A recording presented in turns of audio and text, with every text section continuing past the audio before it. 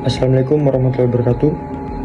Izin memperkenalkan diri, Taruna tingkat 2 Politeknik Pembangunan Indonesia, jurusan Ilmu Pemasyarakatan, angkatan 58. Nama Nur Fadil Dwi Perkasa, STB 5236, Prodi Manajemen Pemasyarakatan kelas A. Izin, di sini saya ingin menjelaskan terkait dengan adanya KUHP terbaru, yang dimana saya ambil dalam pasal 256 Undang-Undang Nomor 1 Tahun 2023 tentang demonstrasi tanpa pemberitahuan dalam perspektif.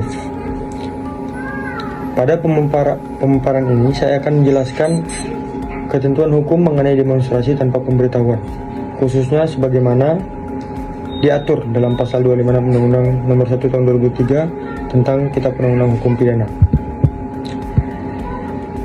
Demonstrasi merupakan salah satu mekanisme penyampaian pendapat yang telah lama digunakan masyarakat dalam sistem demokrasi. Kehadiran demonstrasi seringkali mencerminkan partisipasi publik dalam mengawasi jalannya pemerintahan. Namun, dalam pelaksanaannya, demonstrasi juga harus mempertimbangkan aspek ketertiban umum dan keselamatan masyarakat.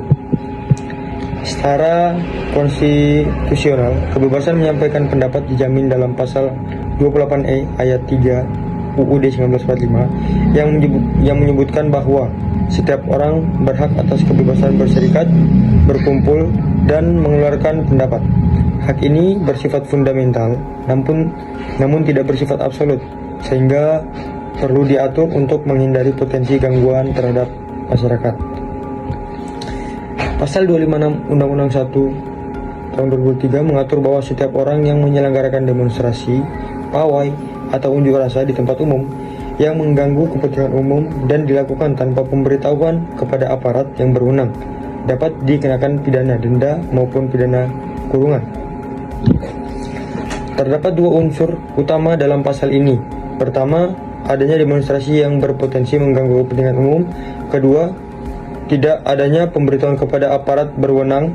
Dengan demikian, pelanggaran tidak hanya didasarkan pada ketiadaan pemberitahuan, tetapi juga adanya gangguan nyata terhadap kepentingan publik. Pemberitahuan bukanlah izin. Pemberitahuan dimaksudkan sebagai mekanisme koordinasi agar aparat keamanan, terutama kepolisian, dapat menyiapkan langkah-langkah pengamanan, pengaturan lalu lintas, serta pencegahan kericuhan. Ini merupakan bentuk akomodasi negara untuk memastikan kegiatan berjalan aman bagi semua pihak. Gangguan kepentingan umum dapat berupa hambatan lalu lintas, gangguan terhadap aktivitas sosial dan ekonomi, hingga potensi kericuhan. Penyelenggaraan demonstrasi tanpa pemberitahuan dapat meningkatkan risiko tersebut karena aparat tidak memiliki informasi awal untuk menyiapkan pengamanan. Perlu ditekankan bahwa tidak semua demonstrasi tanpa pemberitahuan otomatis dianggap melanggar hukum. Penegakan pasal 256 harus memperhatikan asas proporsionalitas, yaitu mempertimbangkan sejauh mana kegiatan tersebut benar-benar menimbulkan gangguan terhadap kepentingan umum. Sejumlah pihak menilai bahwa pasal ini dapat berpotensi membatasi kebebasan berekspresi jika diterapkan secara tidak tepat. Oleh karena itu, implementasinya harus dilakukan secara hati-hati untuk menghindari penyalahgunaan dan tetap menjaga semangat demokrasi. Pada dasarnya, pasal 256 bertujuan menciptakan keseimbangan antara kebebasan menyampaikan pendapat dan kebutuhan menjaga ketertiban umum.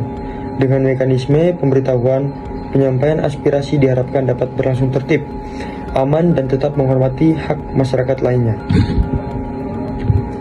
Ketentuan mengenai demonstrasi tanpa pemberitahuan dalam pasal 256 Undang-Undang 1 Tahun 2003 merupakan bagian dari upaya negara mengatur tata tertib sosial. Substansi pasal ini menekankan pentingnya koordinasi keamanan dan ketertiban, sekaligus tetap menghormati hak konstitusional warga negara untuk bersuara. Demikian pemaparan materi mengenai demonstrasi tanpa pemberitahuan dalam konteks pasal 256 Undang-Undang Nomor 1 Tahun 2003. Semoga materi yang telah saya jelaskan ini memberikan pemahaman yang lebih jelas mengenai tujuan dan ruang lingkup pengaturan tersebut. Mohon maaf jika mungkin ada kekurangan dari saya dan juga salah kata. Saya akhiri dengan Wassalamualaikum warahmatullahi wabarakatuh. Terima kasih.